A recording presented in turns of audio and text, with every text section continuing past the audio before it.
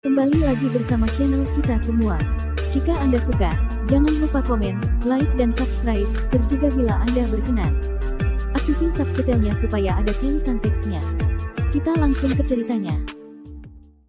Perintah Kaisar Naga. Bab 5370-5374. Karena kau masih tidak puas, aku akan meyakinkanmu. Setelah Dev selesai berbicara, kristal naga di dadanya mulai berkilauan, dan cahaya keemasan memancar. Tak lama kemudian, sesosok hantu naga emas perlahan mengeras di belakang Dev. Mengaum. Raungan naga mengguncang semua orang yang hadir, dan banyak pengawal kekaisaran yang lebih lemah jatuh ke tanah. Melihat naga emas yang perlahan mengeras, Leif benar-benar tercengang. Garis keturunan naga yang selalu ia banggakan kini hanyalah lelucon di hadapan Dev. Dev bukan hanya memiliki garis keturunan naga, ia juga naga emas yang paling mulia. Leif bersujud di hadapan Dev, matanya dipenuhi kepasrahan, aku yakin. Aku bersedia mengikuti arahan Tuan Chen. Kali ini, kata-kata Leif tulus. Bahkan Yanitza, yang melihat bayangan naga emas Dev, ternganga kaget, terdiam lama. Di arena seni bela diri, sesosok bayangan naga emas membubung tinggi di angkasa, aumannya menggema di udara, akibatnya menyapu hamparan luas. Para pengawal kekaisaran, yang sebelumnya mengejek Dev, kini bersujud di tanah, gemetar, mata mereka dipenuhi kekaguman yang mendalam saat menatap Dev. Leif tergeletak di lantai batu besi hitam, sisik naga ciannya tumpul, sayapnya yang hancur terkulai lemas. Saat ia menatap bayangan naga emas yang bersinar, sisa-sisa terakhir kebencian lenyap. Sebagai demi-human naga, ia tahu secara langsung martabat dan kekuatan garis keturunan naga emas. Penindasan ini, yang terpancar dari lubuk nadinya, membuatnya tak berani mengangkat kepalanya. Tuan Chen. Saya sebelumnya buta, dan saya telah menyinggung Yang Mulia. Mohon maafkan saya, Tuan. Suara Leif serak, dahinya menempel ke lantai, nadanya dipenuhi kepasrahan. Dev melambaikan tangannya, dan cahaya kristal naga di dadanya meredup. Bayangan naga emas itu perlahan menghilang, dan tekanan di arena bela diri pun mereda. Ia menghampiri Leif dan berkata dengan tenang, kerajaan dewa dan aku menjalin hubungan kerja sama. Kami tidak berniat mempermalukan siapapun. Tapi jika kau terus memandang rendah saya, bagaimana kita bisa bekerja sama menghadapi krisis jiwa-jiwa iblis di masa depan? Saya mengerti. Leif tiba-tiba mendongak, sorot matanya tak lagi dipenuhi kesombongan, hanya tekad. Mulai sekarang, jika Tuan Chen memerintahkan, saya, Leif Ao, akan bertarung sampai mati. Seluruh garda kekaisaran akan mematuhi perintah Tuan Chen. Garda kekaisaran di sekitarnya bergema serempak, berteriak atas perintah Tuan Chen. Suara-suara itu bergema nyaring dan serempak, menggema di seluruh arena bela diri. Yanitza melangkah maju, menatap Dev dengan takjub yang tak terselubung. Rekan Taois Chen memiliki bakat terpendam, memiliki garis keturunan naga emas.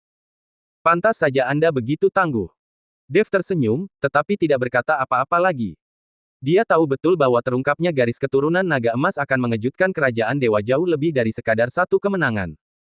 Di dunia yang menjunjung tinggi kekuatan dan garis keturunan yang mulia seringkali menandakan fondasi yang lebih dalam dan potensi yang lebih besar. Ini akan memperkuat kerjasamanya dengan kerajaan dewa dan mengurangi hambatan bagi penyelidikan selanjutnya terhadap lonceng Lei Yin. Berita tentang arena seni bela diri menyebar seperti api, menyebar ke seluruh ibu kota dewa dalam waktu kurang dari setengah hari. Sudahkah kau dengar? Seorang pria tangguh telah muncul di arena seni bela diri. Seorang biksu alam manusia abadi tingkat pertama mengalahkan Komandan Ao, dan akhirnya memanifestasikan bayangan naga emas. Garis keturunan naga emas. Itu garis keturunan tingkat suci yang legendaris. Pantas saja Komandan Ao begitu terkesan.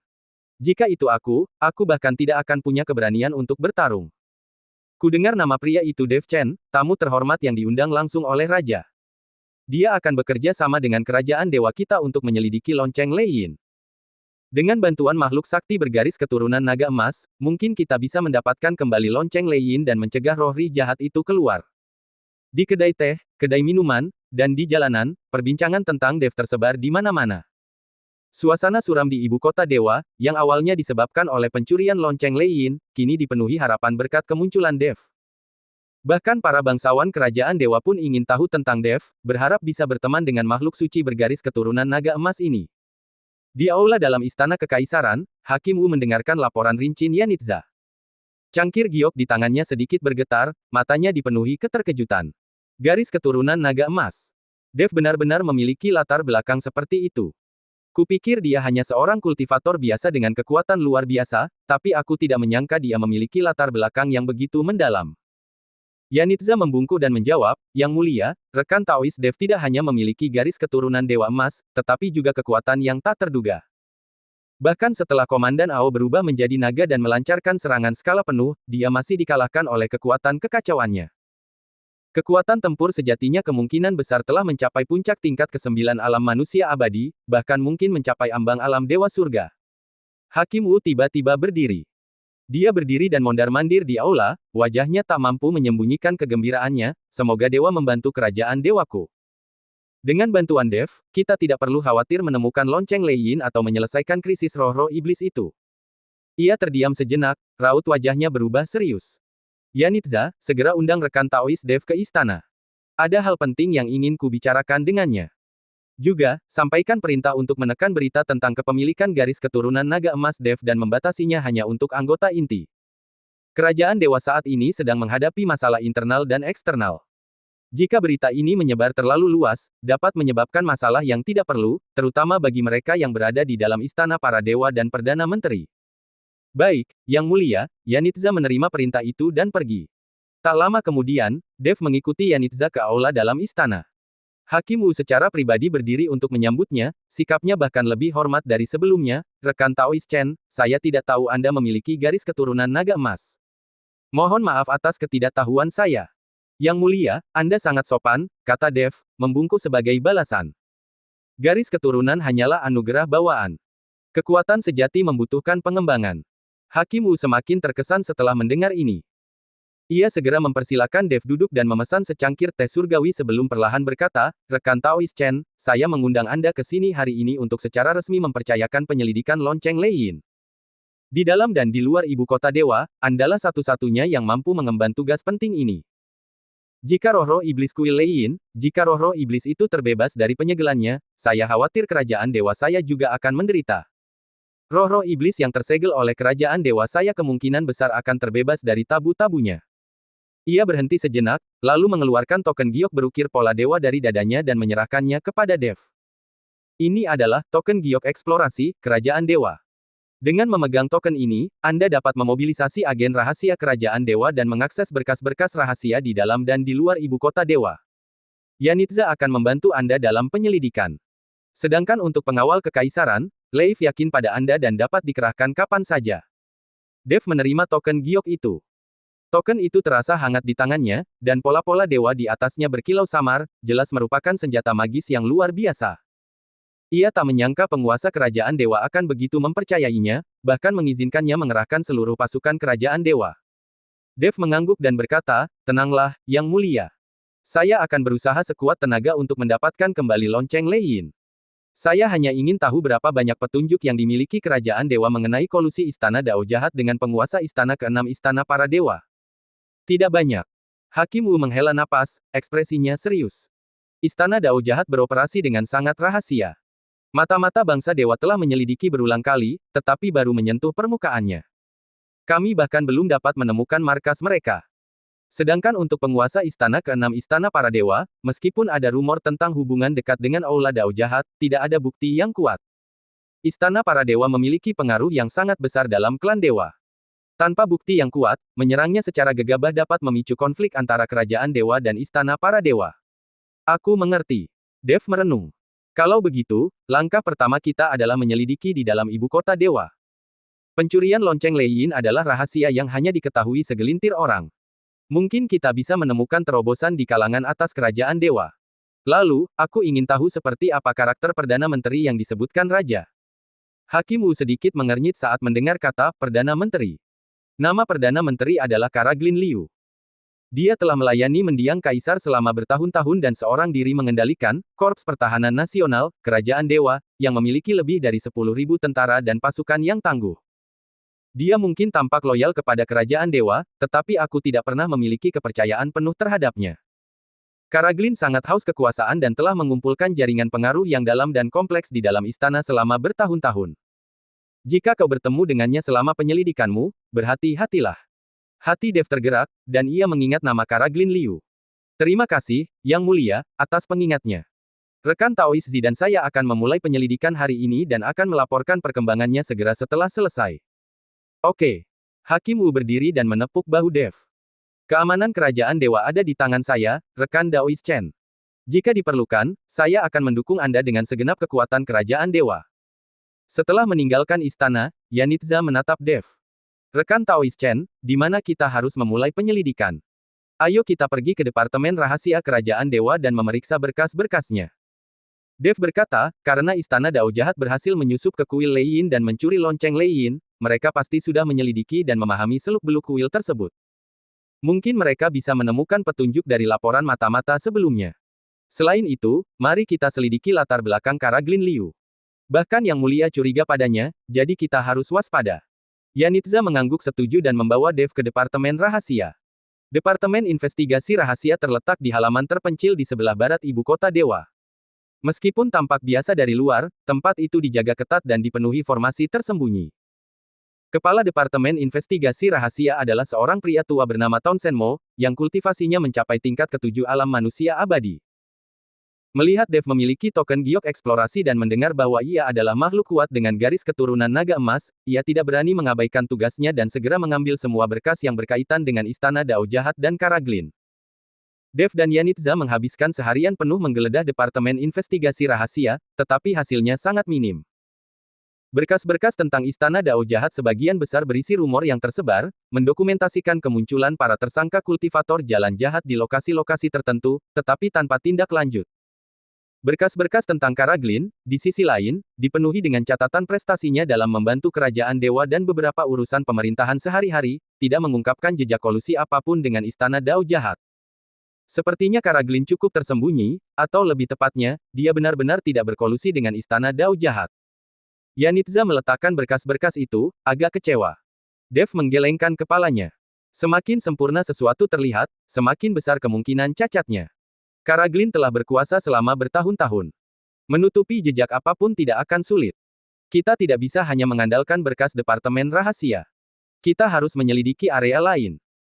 Saat ini, seorang petugas dari Departemen Rahasia bergegas masuk dengan laporan, Tuan Mo, Tuan Zi, Tuan Chen, kediaman Perdana Menteri telah mengirimkan undangan untuk jamuan makan besok. Yanitza menerima undangan itu dan membukanya.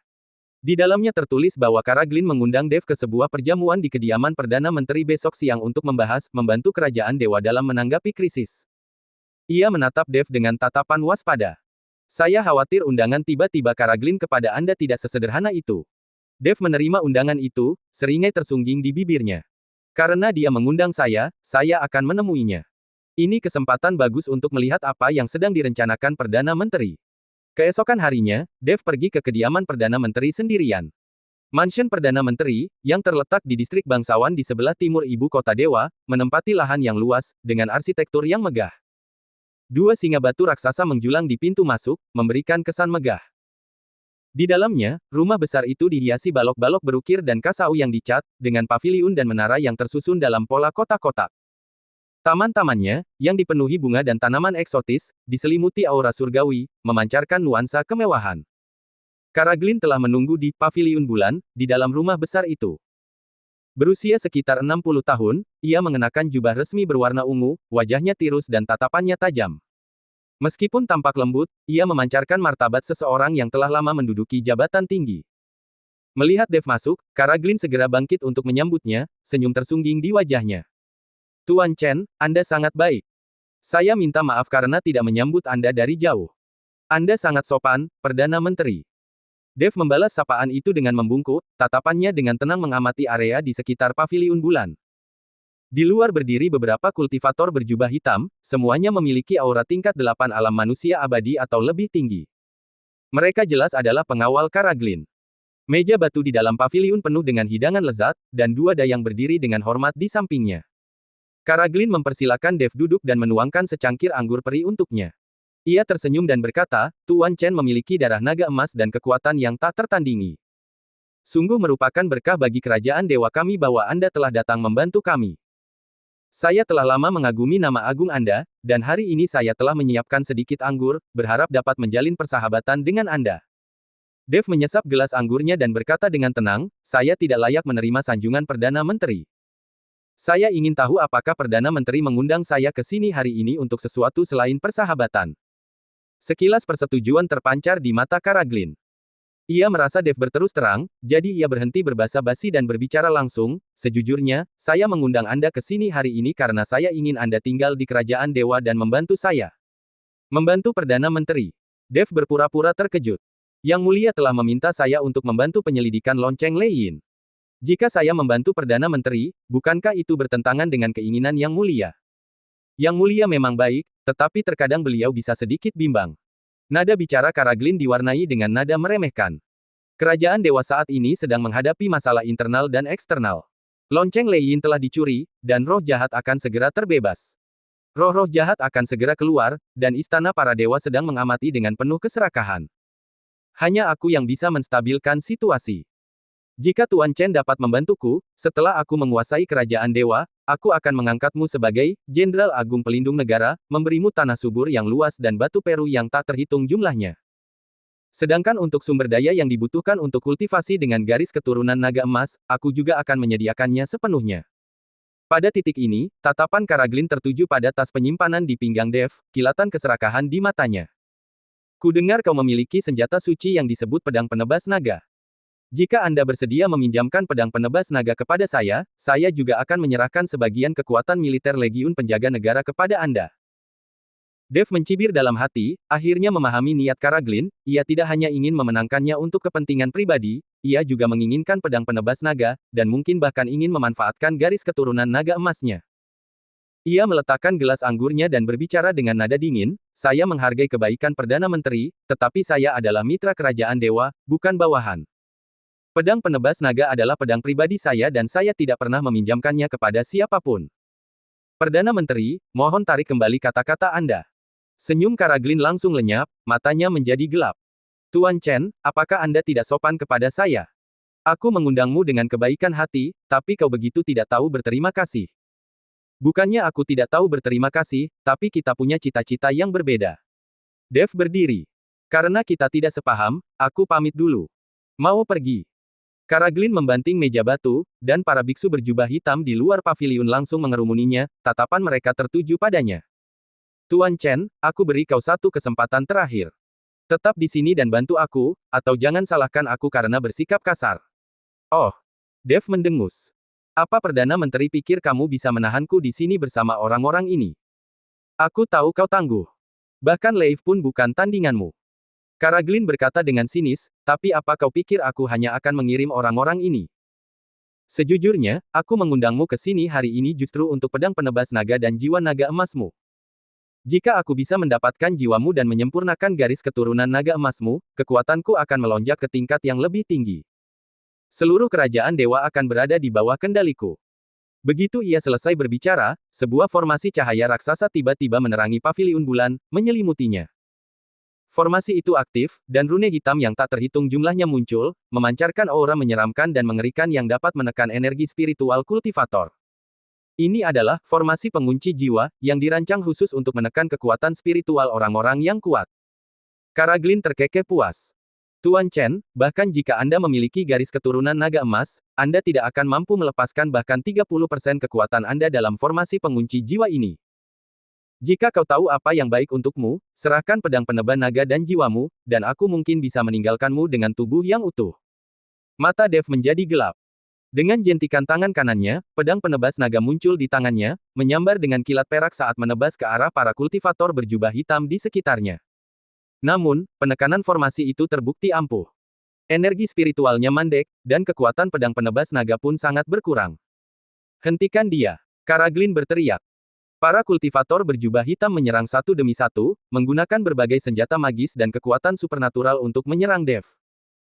Seorang kultivator manusia abadi tingkat 8 menghunus kapak besar, melepaskan bilah kapak emas yang terbang tepat di atas kepala Dev. Kultivator lain melemparkan jaring hitam besar, mencoba menjebak Dev.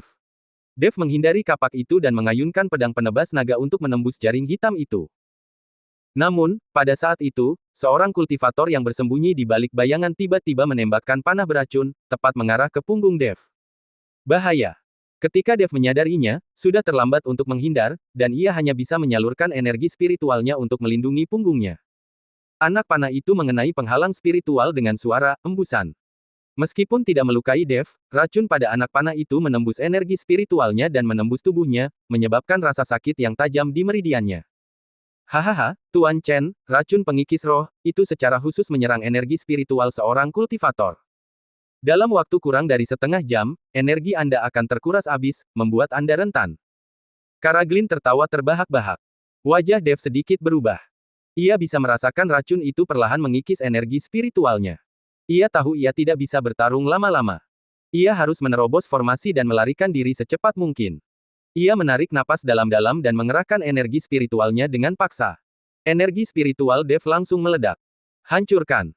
Teriak Dev, menebaskan pedang penebas naga miliknya dengan sambaran petir perak raksasa, menghantam tirai cahaya formasi tersebut. Ledakan! Petir itu menghantam tirai cahaya, menyebabkannya bergetar hebat dan retakan muncul. Melihat ini, Karaglin ketakutan, segera mengerahkan energi spiritualnya untuk memperkuat formasi, cepat bunuh dia. Kita tidak bisa membiarkannya lolos. Para kultivator berjubah hitam menyerang dengan deras, membuat Dev berusaha keras, luka-lukanya semakin parah. Namun, dengan mengandalkan kekuatan kekacauan dan fisik tangguh dari garis keturunan naga emasnya, ia menahan serangan itu dan mengayunkan pedangnya lagi, menghantam retakan di tirai cahaya. Krak! Boom! Tirai cahaya akhirnya hancur, formasi pengunci jiwa pun hancur. Memanfaatkan kesempatan ini, Dev melesat keluar dari paviliun bulan dan melarikan diri dari kediaman Perdana Menteri. Kejar! Kita harus membawanya kembali. Karaglin meraung, memimpin para kultivator berjubah hitam untuk mengejarnya. Dev bergegas keluar dari kediaman Perdana Menteri dan melarikan diri hingga ke pinggiran ibu kota dewa. Racun pengikis jiwa di tubuhnya terus menyebar, dan kekuatan spiritualnya semakin menipis. Karaglin dan biksu berjubah hitam di belakangnya membuntutinya, mendekatinya. Dev harus menemukan tempat yang aman, menenangkan diri, dan menggunakan teknik konsentrasi hati untuk memurnikan racun tersebut. Dev, kau tidak bisa kabur. Menyerah saja. Suara Karaglin terdengar dari belakangnya, diwarnai seringai puas. Dev menggertakkan giginya, tak berani menoleh ke belakang, mati-matian mengerahkan kekuatan kekacauan untuk mempertahankan kecepatannya. Ia tahu jika tertangkap, dalam kondisinya saat ini, ia bukanlah tandingan Karaglin.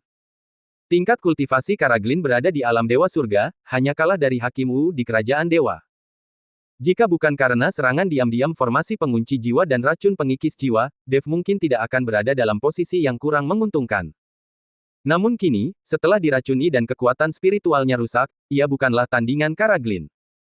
Setelah keluar dari gerbang ibu kota dewa, Dev melarikan diri ke arah pegunungan dan hutan di luar kota. Rimbunnya pepohonan di hutan pegunungan menawarkan kesempatan bersembunyi yang mudah, mungkin juga kesempatan untuk melarikan diri dari para pengejar. Ia menyelinap lebih dalam ke dalam hutan, terus-menerus mengubah arah mengikuti medan. Langkah kaki dan teriakan para pengejar di belakangnya perlahan-lahan tenggelam dalam keheningan hutan. Dev menemukan sebuah gua terpencil dan masuk, memberanikan diri untuk berhenti. Ia bersandar di dinding, napasnya berat, merasa sangat lelah. Ia segera duduk bersila dan mulai berlatih, teknik konsentrasi hati, untuk memurnikan racun korosi. Kekuatan naga emas perlahan mengalir, secara bertahap memurnikan racun yang telah menyerang tubuhnya. Namun, racun korosi sangat membandel, sehingga sulit untuk dihilangkan sepenuhnya. Dev membutuhkan waktu 1 jam latihan untuk memurnikan lebih dari setengah racun.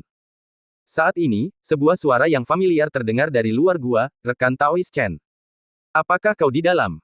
Jantung Dev berdebar kencang, mengenali suara Yanitza. Ia segera berdiri dan meninggalkan gua, rekan Taois Zi, apa yang membawamu ke sini? Yanitza melihat Dev penuh luka, pakaiannya robek, dan wajahnya pucat pasi. Ia bergegas maju dan bertanya, rekan Taois Chen, bagaimana kau bisa menjadi seperti ini? Apakah Karaglin menyerangmu? Aku pergi ke mansion Perdana Menteri untuk mencarimu, dan mendapati keadaan sedang kacau. Anak buah Karaglin mengatakan kau menyerang Perdana Menteri dan sekarang sedang melarikan diri. Aku tahu ada yang tidak beres dan segera mencarimu.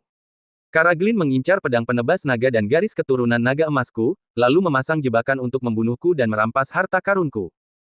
Dev menceritakan secara singkat kejadian di mansion Perdana Menteri. Jika aku tidak berjuang mati-matian untuk menembus formasi pengunci jiwa, aku mungkin sudah menjadi tawanannya. Wajah Yanitza menjadi muram setelah mendengar ini. Beraninya Karaglin begitu berani. Beraninya dia menyerang tamu kehormatan raja di siang bolong. Dia benar-benar keterlaluan. Aku akan kembali ke istana sekarang untuk melapor kepada raja dan menghukumnya. Bersambung.